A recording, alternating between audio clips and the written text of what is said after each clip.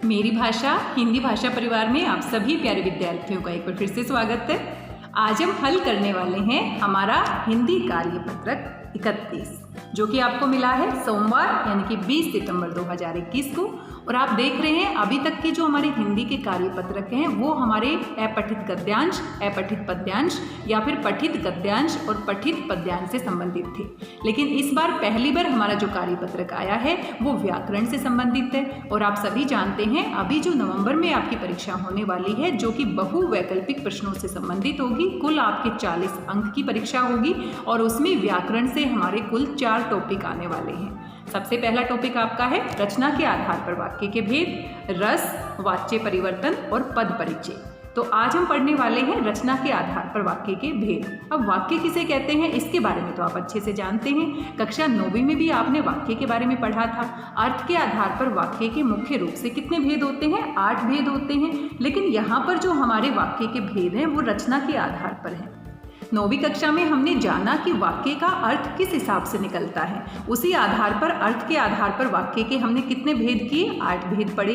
लेकिन यहाँ पर वाक्य की रचना कैसे की जाती है, वाक्य को हम कैसे लिखते हैं, उस तरीके से हम वाक्य की रचना के आधार पर वाक्य के भेद पढ़ने वाले हैं। और वो कितने होते हैं? कुल 3 होते हैं और उन्हीं के बारे में आज का ये हमारा कार्यपत्रक है। आइए देखते हैं क्या क्या जानकारी यहाँ पर दी गई है और कौन कौन से प्रश्न आपसे पूछे गए हैं। प्यारे बच्चों, आइए आज हम रचना के आधार पर वाक्य के भेद का अभ्यास करते हैं। और यहाँ पर आपको वाक्य के भेद दिए गए हैं। सबसे पहला जो हमारा भेद है वो है सरल वाक्य, और इसकी पहचान करने के लिए यहाँ पर आपके पास कुछ बातें बताई गई हैं। एक जो हमारा सरल वाक्य होता है उसमें एक ही उद्देश्य होता है और एक ही विधेय होता है। तो आप सभी जानते हैं वाक्य किसे कहते हैं, क्योंकि आप इसके बारे में 9वीं कक्षा में भी पढ़ चुके हैं, छोटी कक्षाओं में भी आप बार बार पढ़ते हैं। तो वाक्य हमारा शब्दों का एक व्यवस्थित और सार्थक समूह होता है जो अपनी बात को स्पष्ट रूप से प्रकट करने वाला होता है। और इसी आधार पर हम वाक्य के 2 मुख्य अंग भी मानते हैं। वाक्य के कितने अंग होते हैं? 2 अंग होते हैं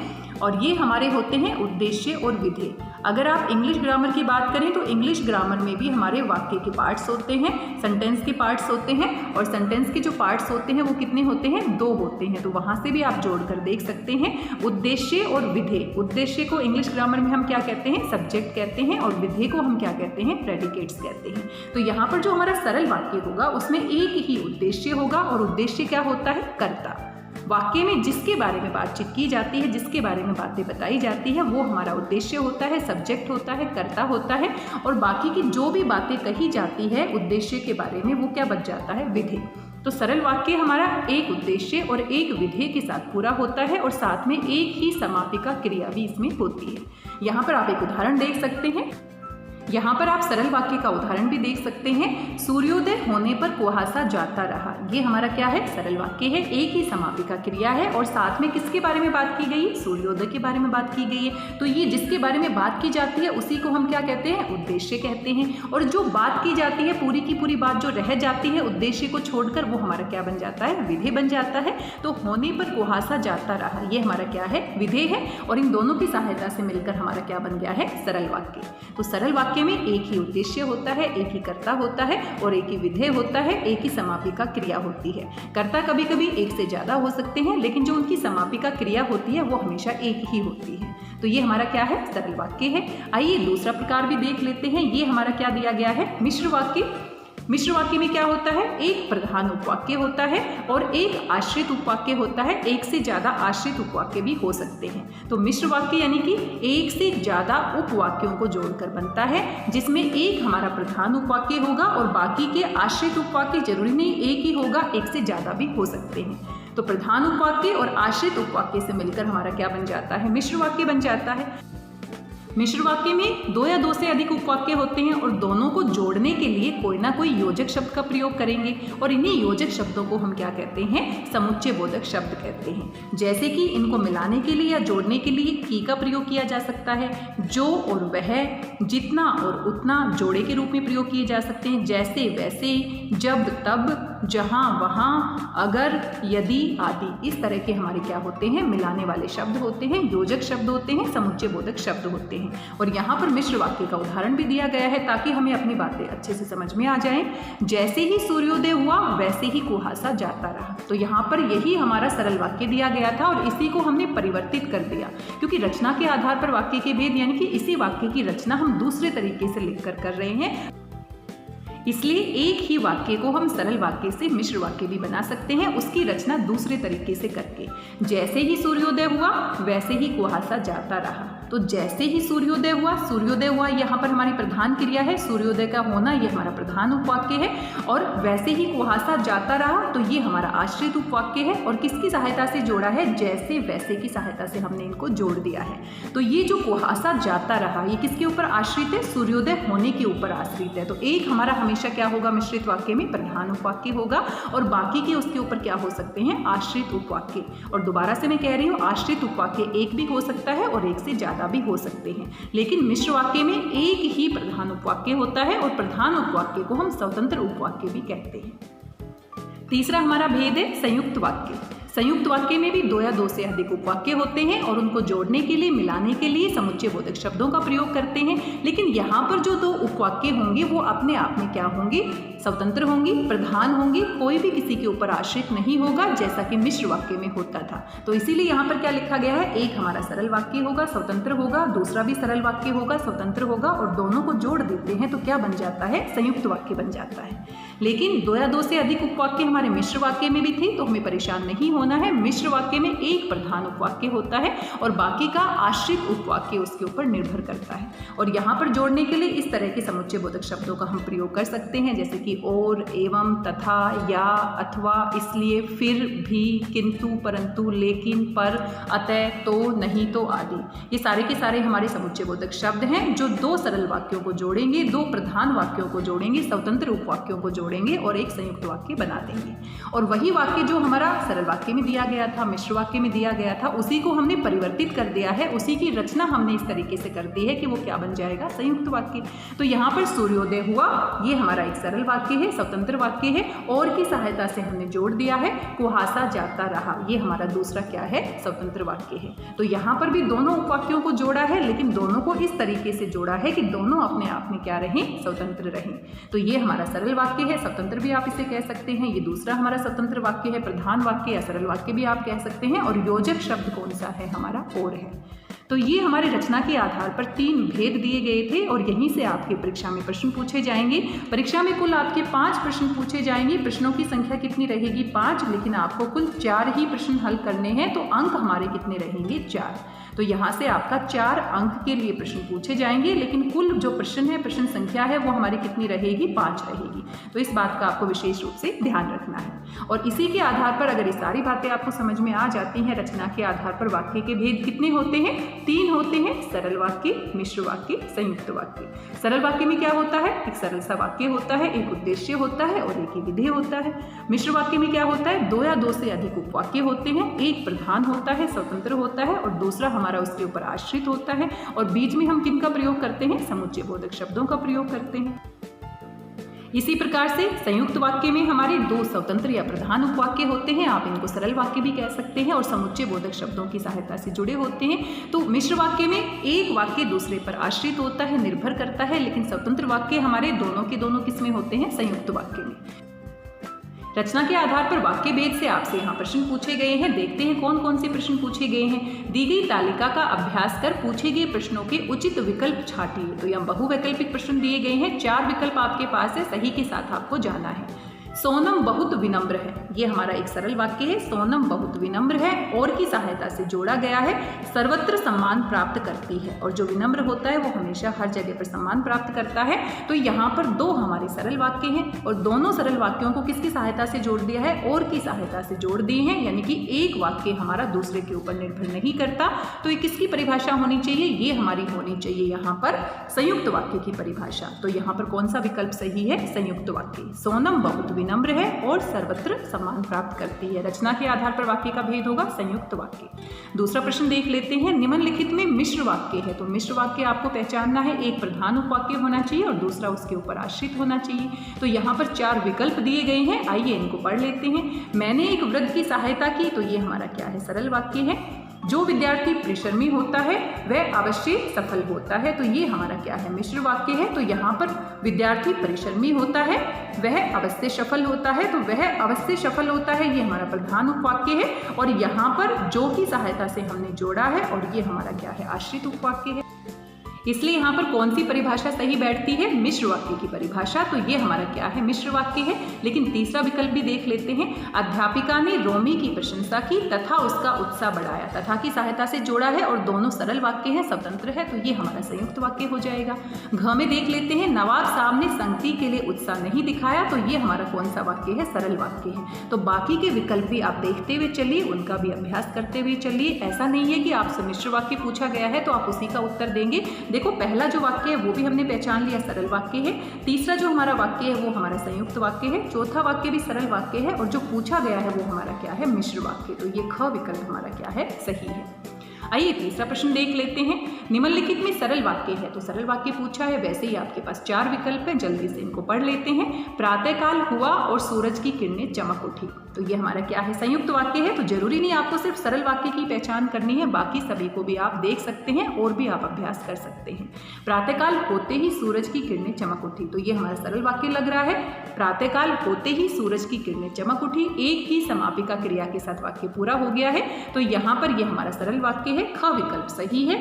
आइए तीसरा विकल्प भी देख लेते हैं, जब प्रातःकाल हुआ सूरज की किरणें चमक उठी, तो ये हमारा क्या है, मिश्र वाक्य है। आगे है, जैसे ही प्रातःकाल हुआ सूरज की किरणें चमक उठी, तो ये भी हमारा क्या है, मिश्र वाक्य है। तो यहाँ पर हमसे सरल वाक्य पूछा गया था, तो सरल वाक्य के हिसाब से हमारा उत्तर कौन सा सही है, ख विकल्प सही है। आइए आगे बढ़ जाते हैं। आगे है प्रश्न संख्या 4, सुयश बाजार गया वहां से सेब लाया। तो यहाँ पर 2 वाक्य आपको सरल वाक्य अलग अलग से दे दिए गए हैं। इस वाक्य का संयुक्त वाक्य में रूपांतरण होगा। रूपांतरण यानी कि आपको अपने वाक्य की रचना ऐसे करनी है, इन दोनों वाक्यों का प्रयोग करना है और आपने संयुक्त वाक्य बनाना है। तो संयुक्त वाक्य में हमारे पास 2 सरल वाक्य होते थे, स्वतंत्र वाक्य होते थे, तो यहाँ पर 2 आपको वाक्य दिए गए हैं और देखना है आपको किस तरीके से इनको जोड़ना है ताकि हमारा संयुक्त वाक्य बन जाए। यहाँ पर विकल्प देख लेते हैं, सुयश बाजार गया और वहां से सेब लाया, ये बिल्कुल सही लग रहा है, संयुक्त वाक्य है। लेकिन फिर भी हम आगे के विकल्प देख लेते हैं, सुयश सेब लाया जब वह बाजार गया, तो ये हमारा क्या है, मिश्र वाक्य है। सुयश सेब लाया जब वह बाजार गया, तो ये हमारा मिश्र वाक्य है। सुयश बाजार जाकर सेब लाया, ये हमारा सरल वाक्य है। जब सुयश बाजार गया तो वहां से सेब लाया, तो ये हमारा क्या है, मिश्र वाक्य। तो एक ही वाक्य है लेकिन उसकी रचना हमने अलग अलग तरीके से की है ताकि वो सरल वाक्य भी बन जाए, संयुक्त वाक्य भी बन जाए और क्या बन जाए, मिश्र वाक्य। तो यहाँ पर सबसे सही विकल्प कौन सा है, क। सुयश बाजार गया और वहां से सेब लाया, तो ये हमारा क्या है, संयुक्त वाक्य में रूपांतरण है। तो सबसे सही विकल्प कौन सा है, क। आगे है हमारा प्रश्न संख्या 5, विद्यालय का समारोह समाप्त होने पर लोग घर चले गए, मिश्र वाक्य में बदलिए। तो मिश्र वाक्य के लिए एक हमें प्रधान उपवाक्य बनाना है और दूसरा हमें उसके ऊपर आश्रित दिखाना है। तो देखते हैं कौन कौन से विकल्प दिए गए हैं। जैसे ही विद्यालय का समारोह समाप्त हुआ लोग घर चले गए, तो ये तो बिल्कुल सही लग रहा है। जैसे ही विद्यालय का समारोह समाप्त हुआ, यहाँ पर आप कोमा लगा सकते हैं, ये आप मिसप्रिंट कह सकते हैं, लोग घर चले गए, ये हमारा मिश्र वाक्य है, बिल्कुल सही है। लेकिन फिर भी हम दूसरा पढ़ लेते हैं, जब विद्यालय का समारोह समाप्त हुआ तब सब घर चले गए। तो यहाँ पर भी हम इसको गलत तो नहीं कह सकते, लेकिन इससे ज़्यादा सही विकल्प हमें क लग रहा है, क्योंकि यहाँ पर लोग घर चले गए, लोग लिखा गया है और यहाँ पर सब घर चले गए। तो हम अपनी मर्जी से बातों को परिवर्तित नहीं कर सकते हैं। वैसे ये विकल्प भी सही हो सकता था अगर इसको थोड़ा अलग से लिखा जाता, जब विद्यालय का समारोह समाप्त हुआ तब लोग घर चले गए, तो ये हमारा विकल्प सही होता। ये भी सही है, इसको हम गलत तो नहीं कह सकते, लेकिन आप देख रहे हैं डीओई की जो वर्कशीट आ रही है उसमें कोई ना कोई गड़बड़ जरूर दी जाती है। तो मेरे हिसाब से चारों में से सबसे सही विकल्प क्या होना चाहिए, क विकल्प सबसे सही है। अगर इसमें भी थोड़ा सा परिवर्तन, सब घर चले गए, इसके स्थान पर अगर लोग घर चले गए होता तो हम इसके साथ भी जा सकते थे। विद्यालय का समारोह समाप्त हुआ और लोग घर चले गए, तो और लोग घर चले गए, ये तो हमारा क्या है, संयुक्त वाक्य है। इनमें से कोई नहीं, ये तो बिल्कुल ही हमारा गलत है। तो यहाँ पर जैसी परिस्थितियां दी गई हैं, विकल्प दिए गए हैं, क विकल्प सबसे सही है। ख विकल्प भी सही हो सकता था अगर थोड़ा सा इसको परिवर्तित करके दिया जाता। तो जो हमारा वाक्य होता है उसमें जो बात कही जाती है उसी के हिसाब से हमें परिवर्तन करना है, अपनी तरफ से कोई नई बात हमें नहीं जोड़नी होती है। और वैसे दोनों ही जो हमारे यहाँ पर रचना के आधार पर जो तरीका दिया गया है लिखने का, दोनों का ही मिश्र वाक्य के हिसाब से दिया गया है, तो दोनों ही सही हो सकते थे। लेकिन यहाँ पर सबसे सही के साथ जाना है। तो जैसे ही विद्यालय का समारोह समाप्त हुआ वैसे ही लोग घर चले गए, ऐसे भी इसको लिखा जा सकता था। अगर वैसे ही नहीं लगाया है तो हुआ के बीच में यहाँ पर क्या लगना चाहिए, कोमा लगना चाहिए। थोड़ा सा हम रुकेंगे, लोग घर चले गए। इस तरीके से क विकल्प हमारा क्या है, सही है। और आगे आपको एक गतिविधि दी गई है, कोई ना कोई गतिविधि हर एक कार्यपत्रक में आपको दी जाती है। अभी तक आपको इसकी आदत हो जानी चाहिए। रचना के आधार पर वाक्य समझाते हुए एक चार्ट बनाइए। तो एक सुंदर सा आप चार्ट बना सकते हैं जिसमें आप वाक्य की परिभाषा लिख सकते हैं, अर्थ के आधार पर वाक्य के भेद दिखा सकते हैं, दूसरी तरफ रचना के आधार पर वाक्य के भेद दिखा सकते हैं, और रचना के आधार पर वाक्य के 3 भेद और उनकी परिभाषाएं उदाहरण के साथ लिख सकते हैं और एक सुंदर सा चार्ट बना सकते हैं। तो ये आपकी एक गतिविधि है जो आपको खुद से पूरी करनी है। अपने मित्रों और शिक्षकों की सहायता भी आप इसमें ले सकते हैं और बहुत अच्छा सा चार्ट आप बना सकते हैं। जब आप चार्ट को बनाएंगे तो आपकी गतिविधि भी पूरी हो जाएगी और सारी परिभाषाएं आप खुद से समझकर लिखेंगे तो आपका अभ्यास भी हो जाएगा। तो सभी छात्र छात्राएं इसको खुद से पूरा करेंगे। एक चार्ट आपको बनाना है, बड़ी ही मज़ेदार सी गतिविधि है। इसको देखकर परेशान नहीं होना बल्कि खुश होकर आप चार्ट बना सकते हैं। आज के इस कार्यपत्रक में कुल 6 ही प्रश्न दिए गए थे, जिसमें 5 हमारे बहुवैकल्पिक प्रश्न थे और 6ठी हमारी गतिविधि थी। आइए जल्दी से हम एक बार देख लेते हैं फिर से हमारे जो उत्तर हैं, कौन कौन से उत्तर हैं। सोनम बहुत विनम्र है, सर्वत्र सम्मान प्राप्त करती है, और की सहायता से जुड़ा है, हमारा क्या है, संयुक्त वाक्य है। और मिश्र वाक्य की पहचान करनी है। जो विद्यार्थी परिश्रमी होता है वह अवश्य सफल होता है, मिश्र वाक्य है। सरल वाक्य की पहचान करनी है। प्रातःकाल होते ही सूरज की किरणें चमक उठी, ख विकल्प हमारा क्या है, सरल वाक्य का उदाहरण है। आगे है हमारा सुयश बाजार गया वहां से सेब लाया, संयुक्त वाक्य में परिवर्तित करना था। तो सुयश बाजार गया वहां से सेब लाया, क विकल्प हमारा क्या है, सही है। और 5वां जो प्रश्न है यहाँ पर थोड़ी सी इन्होंने गड़बड़ कर दी है। विद्यालय का समारोह समाप्त होने पर लोग घर चले गए, तो ये हमारा सरल वाक्य है, मिश्र वाक्य में बदलना था। तो जैसे ही विद्यालय का समारोह समाप्त हुआ कोमा लगना चाहिए था, या वैसे ही लिखा हुआ होना चाहिए था, लोग घर चले गए। तो ये विकल्प हमारा सही है, हम इसके साथ जाएंगे। और जो दूसरा विकल्प है वो भी सही हो सकता था, अगर इसको थोड़ा सा सही तरीके से सबकी जगह अगर लोग लिख देते तो वही बात हमारी जो वाक्य में दी गई है वही यहाँ पर हो सकती थी। वैसे दोनों ही हमारे जो तरीके हैं मिश्र वाक्य के हैं, तो हम सबसे सही विकल्प के साथ जा रहे हैं। तो मैं यहाँ पर क विकल्प के साथ जाना चाहती हूँ, जो कि इसका सबसे सही विकल्प होना चाहिए। फिर भी मैं दोबारा से कहती हूँ कि ये भी सही हो सकता है, क्योंकि ये भी उसी तरीके से लिखा गया है, लेकिन सबकी जगह यहाँ पर लोग लगा देना चाहिए था।